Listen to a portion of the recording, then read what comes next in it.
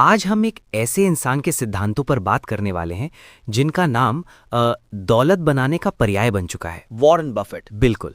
हमारे हाथ making money skills a guide to building wealth किताब का एक सारांश लगा है जो बफेट के दशकों के अनुभव को कुछ बहुत ही सरल नियमों में पिरोता है। हाँ, और आज हमारा मकसद सिर्फ इन नियमों की एक लिस्ट बनाना नहीं है। नहीं, बिल्कुल नहीं।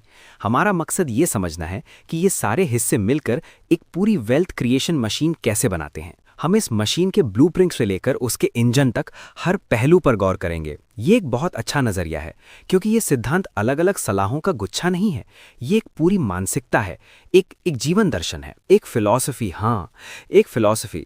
और स्रोत की सबसे खास बात यही है कि ये शेयर बाजार के उतार चढ़ाव से ज़्यादा उस नींव पर ध्यान देता है जिस पर एक मजबूत आर्थिक जीवन खड़ा होता है। तो चलिए इस मशीन का ब्लूप्रिंट यानी इसकी नींव से ही शुरू करते हैं। बिल्कुल।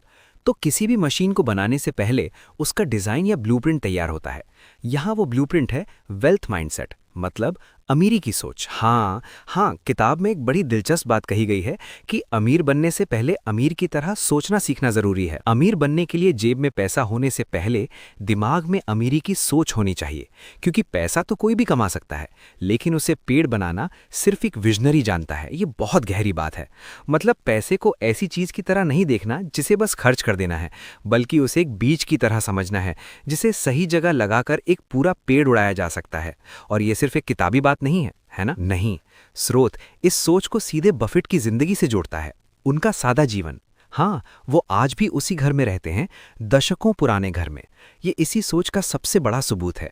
वो स्टेटस पर नहीं, प्रोडक्टिविटी पर ध्यान देते हैं। यहीं पर मैं आपको रोकना चाहूंगा। ये बात सुनने में तो बहुत अच्छी लगती है, लेकिन क्या आज के ज़माने में ये प्रैक्टिकल है?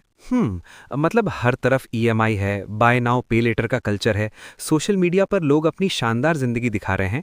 तो क्या ये औकात से कम खर्च करने वाली सलाह थोड़ी पुरानी नहीं हो गई है? ये एक बहुत ही ज़रूरी सवाल है। और मुझे लगता है कि स्रोत का मतलब कंजूस बनना नहीं, बल्कि जागरूक बनना है। अच्छा, किताब में एक बहुत शक्तिशाली पंक्ति है, दिखावे पर खर्च करना अपनी फाइनेंशियल फ्रीडम बेचना है। वाह! इसका मतलब ये नहीं है कि आप अच्छी चीज़ें ना खरीदें। इसका मतलब है कि आप हर खर्च से पहले खुद से पूछें, क्या मुझे इसकी सच में ज़रूरत है? हाँ, या क्या मैं ये इसलिए खरीद रहा हूं कि मैं दूसरों को दिखाना चाहता हूं? ये एक छोटा सा सवाल प्राथमिकता को साफ कर देता है। ये एक महंगी कार और फाइनेंशियल आज़ादी के बीच का चुनाव है। मतलब ये डिज़ाइन का एक और हिस्सा है, अपनी प्राथमिकताएं तय करना। और सही प्राथमिकताएं तय करने के लिए सही जानकारी चाहिए। बिल्कुल। शायद इसीलिए इस ब्लूप्रिंट का एक और मजबूत हिस्सा है जीवन भर सीखना। एकदम। स्रोत बताता है कि बफेट आज भी अपना ज्यादातर दिन पढ़ने में बिताते हैं। कंपनियों की रिपोर्ट्स, किताबें, अखबार, ये उनके लिए कोई हॉबी नहीं है। नहीं, ये उनका काम है।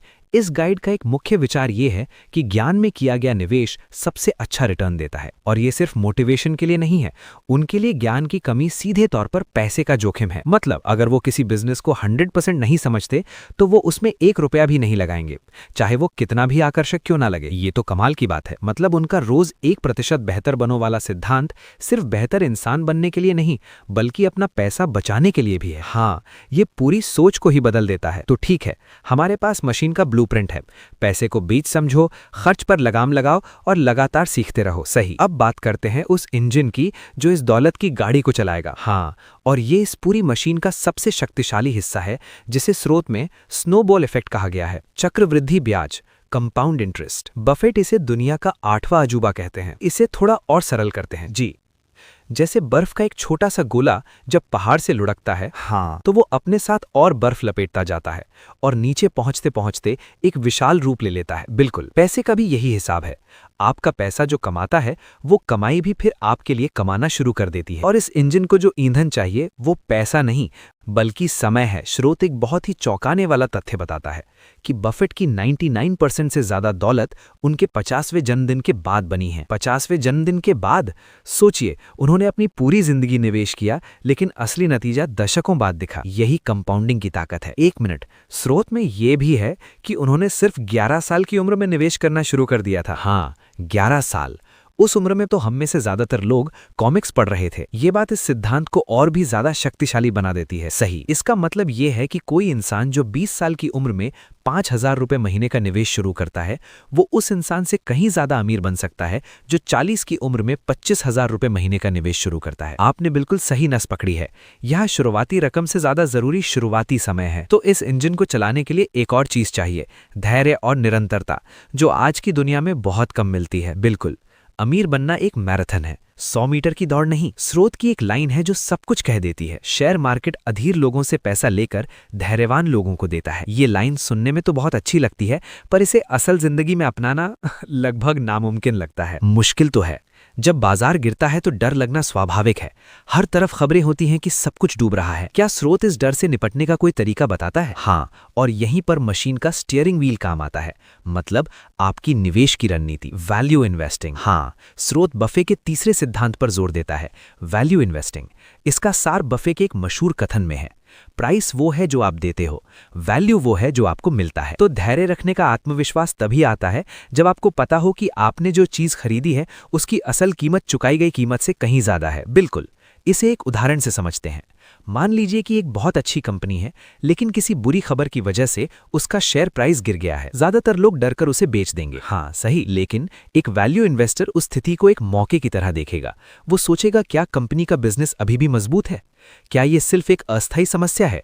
और अगर जवाब हाँ है, तो उसके लिए ये शानदार कंपनी को डिस्काउंट पर खरीदने का मौका है। ये गर्मियों में सर्दियों का कोट खरीदने जैसा है। हाँ सही है, आपको पता है कि सर्दी आएगी और तब इस कोट की असली वैल्यू पता चलेगी। ये सुनने में बहुत लॉजिकल लगता है, लेकिन फिर वही सवाल, ऐसा करने के लिए हिम्मत कहाँ से लाएं? जब सब बेच रहे हों तब खरीदना भीड़ के खिलाफ जाना है। और यहीं पर शायद चौथा सिद्धांत काम आता है, भावनाओं पर नियंत्रण। बिल्कुल, लेखक इस बात पर जोर देते हैं कि निवेश में आपका सबसे बड़ा दुश्मन कोई दूसरा निवेशक या बाजार नहीं, बल्कि आप खुद हैं। आपकी अपनी भावनाएं, हाँ, आपकी दो भावनाएं, डर और लालच, आपसे सबसे बड़ी गलतियां करवाती हैं। बफेट का नियम है, जब दूसरे लालची हो रहे हों तो डरो, और जब दूसरे डर रहे हों तो लालची बनो। ये सिर्फ एक कहावत नहीं, ये पूरी रणनीति है, पूरी की पूरी रणनीति। मुझे याद है 2020 में जब बाजार बुरी तरह गिरा था, तो मेरा पहला रिएक्शन था, सब कुछ बेचकर निकल जाओ। उस वक्त शांत बने रहना ही सबसे बड़ा चैलेंज था। सबका यही हाल था। इसका मतलब सफल निवेश के लिए गणित का जीनियस होने से ज्यादा जरूरी अपनी भावनाओं को काबू में रखना है। आपने एकदम सही कहा। स्रोत के अनुसार निवेश में बुद्धि से ज्यादा स्वभाव की परीक्षा होती है। आप अपनी रिसर्च करते हैं, एक अच्छी कंपनी चुनते हैं और फिर उस पर भरोसा रखते हैं। हाँ, आप रोज रोज उसकी कीमत देखकर घबराते नहीं। यही अनुशासन एक आम इंसान को एक सफल निवेशक बनाता है। ठीक है, तो हमने मशीन का ब्लूप्रिंट समझ लिया, मतलब माइंडसेट, इंजन भी समझ लिया, यानी कंपाउंडिंग, और स्टीयरिंग व्हील की वैल्यू इन्वेस्टिंग और इमोशनल कंट्रोल। हाँ, लेकिन हर अच्छी गाड़ी में कुछ सेफ्टी फीचर्स भी होते हैं। स्रोत दौलत के रास्ते में सबसे बड़े खतरे के बारे में क्या कहता है?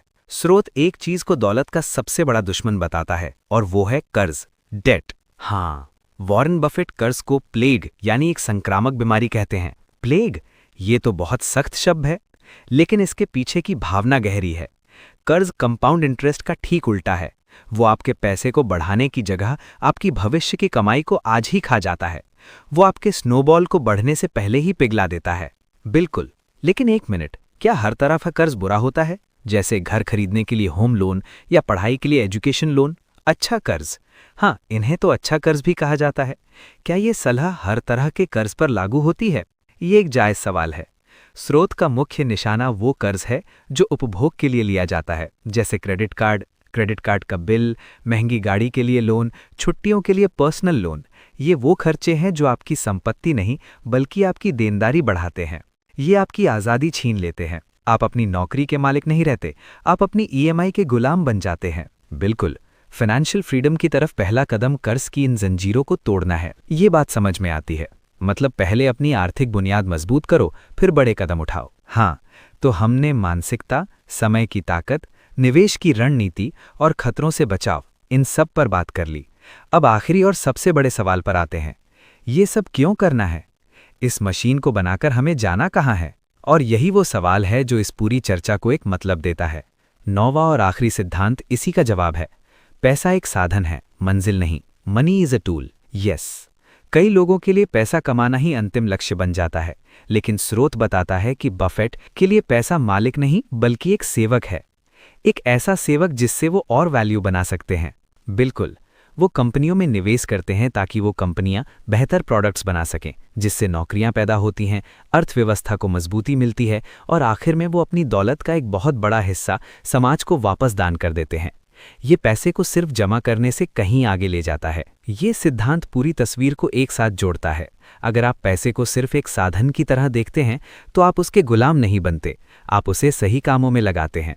लक्ष्य सिर्फ व्यक्तिगत अमीरी नहीं बल्कि एक उत्पादक जीवन बन जाता है। हाँ, और ये धन की पूरी अवधारणा को सिर्फ एक निजी लक्ष्य से बदलकर एक सामाजिक जिम्मेदारी के रूप में भी दिखाता है। तो ये पूरी मशीन एक चक्र की तरह है। आप अमीर सोच से शुरुआत करते हैं, धैर्य के साथ पैसा बढ़ाते हैं, समझदारी से उसे दिशा देते हैं और अंत में उस पैसे का इस्तेमाल सिर्फ अपने लिए नहीं बल्कि बड़े मकसद के लिए करते हैं। बिल्कुल, मुझे लगता है इस पूरी चर्चा का सार स्रोत के अंतिम संदेश में छिपा है। पहली बात, पैसा सिर्फ मेहनत से नहीं एक सिस्टम से बनता है और ये सारे सिद्धांत मिलकर वही सिस्टम है। और दूसरी बात, अमीरी एक दिन का खेल नहीं बल्कि अच्छी आदतों का नतीजा है। बिल्कुल सही। और अंत में एक विचार, स्रोत ने इन सिद्धांतों को बहुत स्पष्ट रूप से हमारे सामने रखा है। ये समझने में मुश्किल नहीं है, नहीं, बिल्कुल नहीं। असली चुनौती इन्हें जानने की नहीं बल्कि इन्हें अपनी जिंदगी का हिस्सा बनाने की है। तो सोचने के लिए एक बात ये हो सकती है, इन सभी सिद्धांतों में से धैर्य रखना, भावनाओं पर काबू पाना, लगातार सीखना, दिखावे से बचना, कौन सा एक सिद्धांत ऐसा है जिसे आज की इस दुनिया में जहां हर चीज़ तुरंत चाहिए, अपनाना सबसे ज़्यादा मुश्किल लेकिन शायद सबसे ज़रूरी भी है? पेड़ आज लगाने से कल फल नहीं मिलता, उसके लिए सालों की सिंचाई और धैर्य चाहिए। निवेश की दुनिया में आपकी रफ्तार से ज़्यादा आपका मैदान में टिके रहना मायने रखता है। तो अगर आप अपनी ज़िंदगी की स्क्रिप्ट खुद लिखना चाहते हैं तो अभी मनी मोटिवेशन को सब्सक्राइब करें और बेल आइकन दबा दें ताकि अगली मनी मेकिंग सीख आपसे मिस ना हो जाए।